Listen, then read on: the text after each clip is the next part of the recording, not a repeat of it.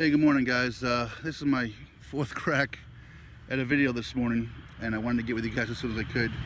Still not far from the highway, but I pulled back a little bit, and there goes my phone dropping down. So anyway, so I wanted to get a hold of you guys as soon as I could. I know a lot of you care, and I was a little bit out of touch yesterday because of service, and as soon as I got service this morning, here we are. But that's part of the problem, is that, are you guys dizzy yet? Because I know I am.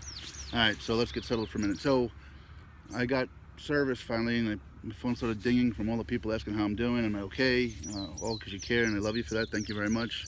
And then, of course, I try to do videos. I'm getting my phone blown up with texts and phone calls and stuff like that. So we're going to try to get through this one.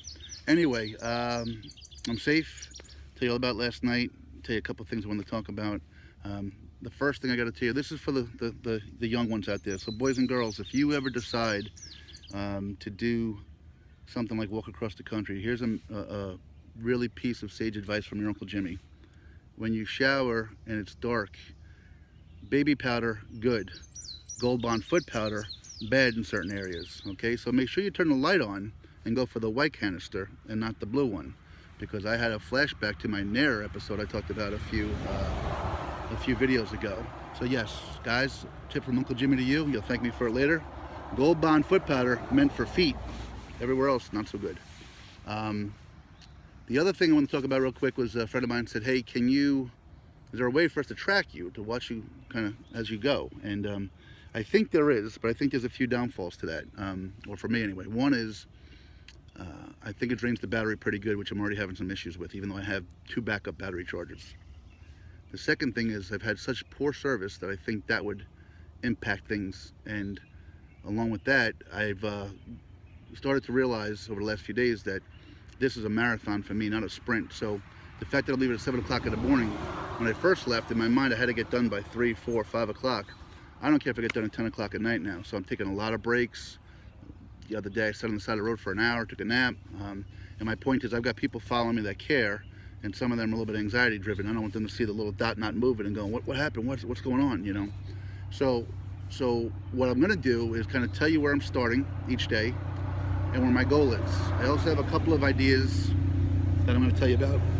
So on Sunday, when I get my rest day, is a day that I'm gonna do a few things. I'm gonna put out my itinerary a couple weeks out so you guys all know where I'm going, or what my game plan is. And I'm also gonna have, there's a lot of people that I'd like to say thank you to. Not long tributes, but just simple thank you, people that have impacted my life. And other people I think should be recognized for things. So on my Sunday rest day is going to be kind of my tribute day. It's going to be my day where I basically shut off my phone to anybody but my family and closest friends. And I'm going to kind of make some videos or some live streams that kind of recognize and thank these people. And, you know, because I might have missed people along the journey, people in my past, etc. So today, just so you know, I'm about 7 miles, I'm going to say, north of Bedford. What happened yesterday was, because I got the early head start, when the Sheffield was kind enough to get me, you know, a mountain and a half over, I met Breezewood was going to be my goal, and I was able to meet that in the morning, late morning, and I guess I could have just kind of taken it easy, but I wanted to keep pushing on.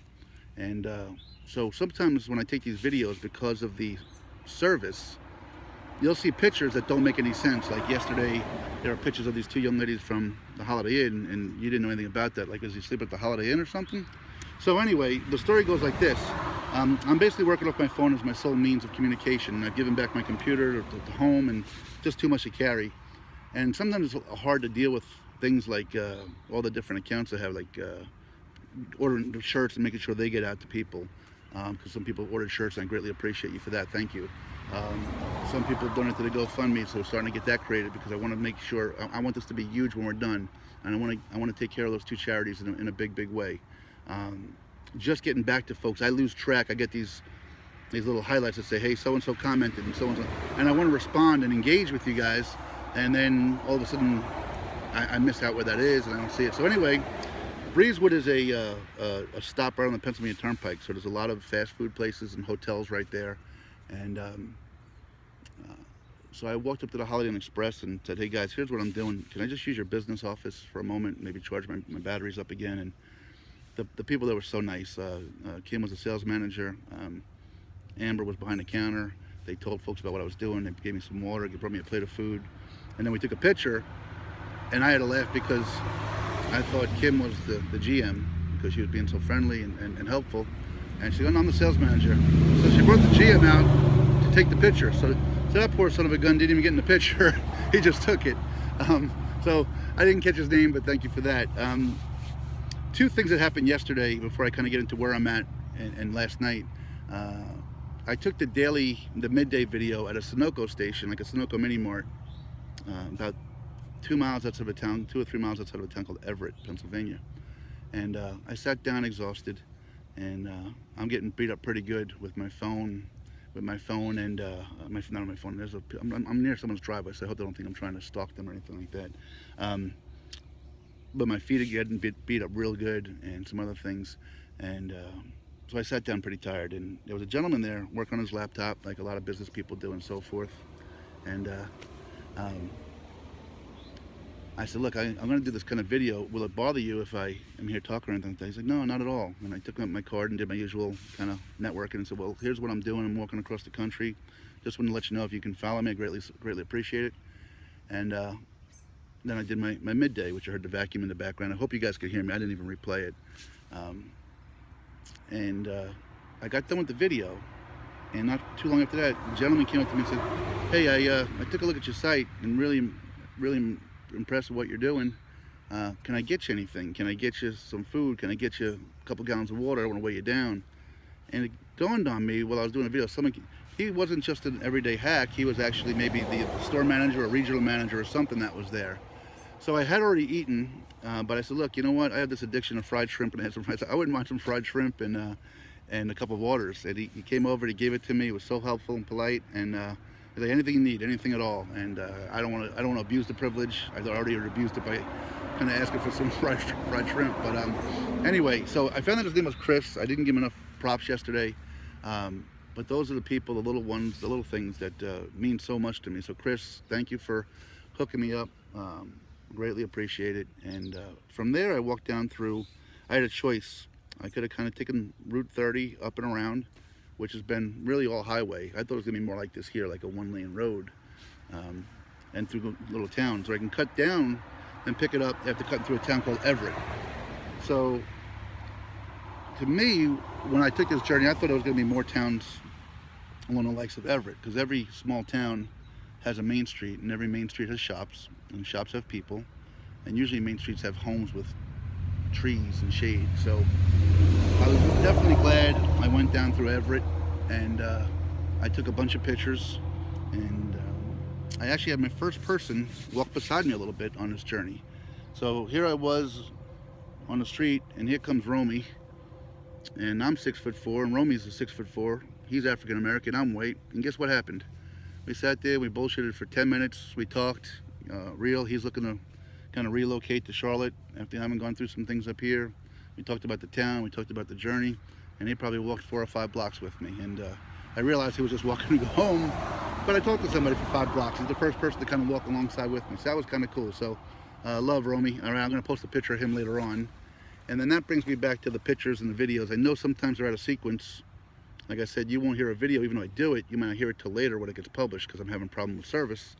So you're like, why am I seeing a picture of, these people here or that picture there or whatever? So I also had this app that Toby was awesome enough. It's called the Facebook Manager app. But for some reason, I'm really been struggling to live stream and even take pictures. So what I'm probably going to do a lot of times is just when I can't do that, and I'm sure there's a way I could figure it out, is take pictures of on my regular phone. I can then share it to Facebook, but it's going to go to my regular Facebook page. And then what I need to do is go from a regular Facebook page and share that to the Point to Thumb page. Not a big deal, but you'll get it that way. So let me kind of go back to last night now, because last night was kind of fun and interesting as well. So early on, before my journey took place, some dear friends of mine, Joe and April, in fact it was at their house on the 4th of July, caught wind, April's sister Paula had caught wind of what I'm doing, and she lives in central PA. I didn't know exactly where, but she said, "Look, if you need a place, look me up. You got a place, to stay."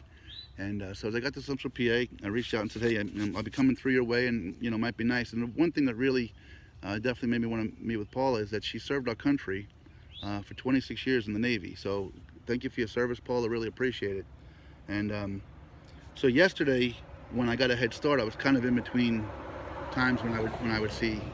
Was planning on kind of. I was supposed to get there tonight, I thought. Anyway, so I texted her, told her what I was doing, and she said, "Look, if you can get to Bedford, because she lives 30, 40 minutes north of Bedford by drive. I didn't realize that.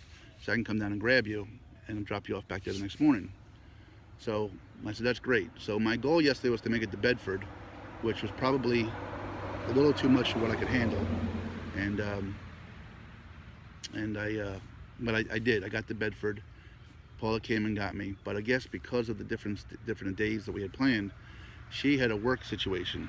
So her time was limited. She said, "Look, I'm not going to be able to take you back to my house and get you back here to your starting point tomorrow morning because of work." She says, "What I'd like to do is there's a little cute motel place." She said, "I'd like to get you a room for the night, let you settle down. You know, you can have the room to yourself, go at your pace, do what you want to do, and I'd be glad to do that for you." So that was very touching.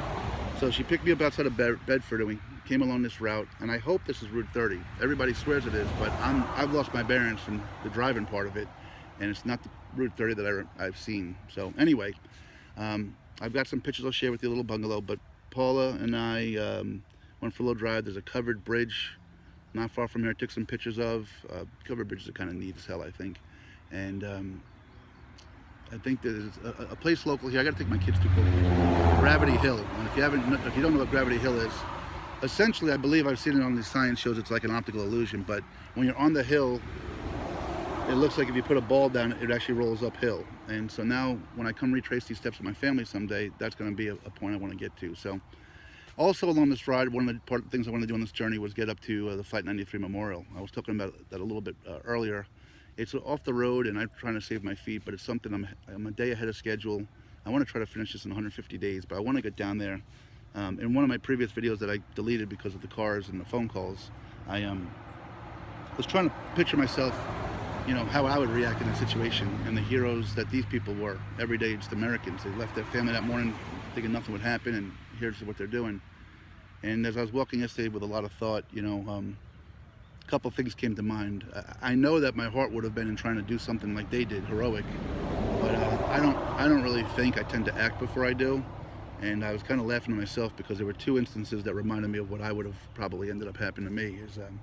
You know, you ever see these Hollywood fights where they have a slugfest and, you know, they're punching each other time and time again, and then finally the guy just pushes the other guy down and he just crumbles?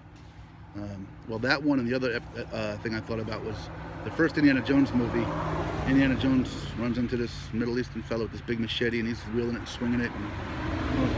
And Indy basically just shrugs his shoulders, pulls out his pistol, and shoots him. And that was kind of what I could see me doing, you know, all passion and heart, racing up there and having, you know, bye, Jim, and accomplishing nothing. So anyway, what these people did was beyond heroic. You know, there are people out in this world right now that are alive whose lives were spared because of what these folks did on that jet that day. And you know, you can't really say enough about that. They weren't trained for this. This was not their calling, and yet somehow, talking about humanity, these folks sacrificed themselves to save others. And you know, that really is something crazy and special. So anyway, I'm going to probably talk more about Paula on the midday, but so we went and did a little bit of a little tour of some things, and we sat and had dinner at Subway and talked a little bit and caught up with her and some of her passions and some of the joys that brought her to where she is at in life. And you know what, I'm not going to wait till the midday. I'm going to probably finish up this video and kind of come back on about last night and then maybe some thoughts about today. All right, so I love you guys. Landon, Kira, Grace, I love you guys, and I'll talk to you soon. So here's the first part. I'll come up with a quick second one after this.